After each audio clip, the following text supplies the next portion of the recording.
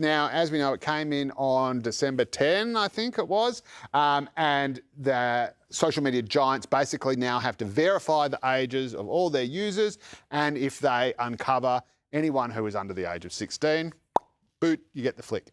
Now, it turns out that more than 4.7 million Australian accounts held by children under the age of 16, so that's not 4.7 million children, but the accounts they hold, so some of them would have different accounts and multiple accounts into different providers, have been deactivated, restricted or removed in the very first month since the Albanese government's landmark social media ban, which lots of other countries are now looking at and trying to replicate themselves.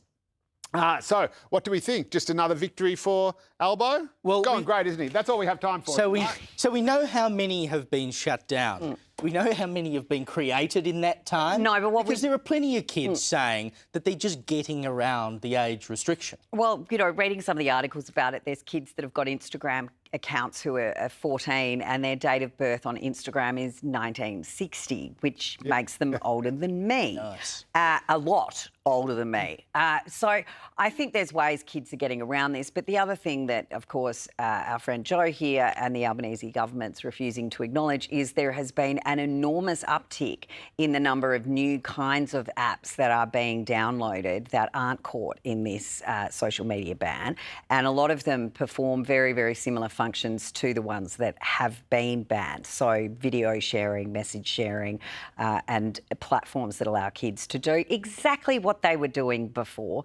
And kids are always going to get around these things. I'm not quite sure it's the huge success that Joe is singing the praises of. But, you know, if this helps parents get their kids off some of the apps, if kids are getting out to play, I think this needs to be looked at. It's a tool for parents. It's not going to be a silver bullet. Kids are going to get around it. There's going to be new apps. Some it's will. Always going to change. Most probably won't. Most will probably... I mean, kids are pretty good at following the rules. We often hang... Some are. Yeah, some are. But again, if kids know... Firstly, it makes it so much easier for parents to say, you can't do that, because the first thing you can ask is, why? Why can't I? Why can't I? You just say, because it's against the law, because Albo said so. So there. Well, that'll work with the kids.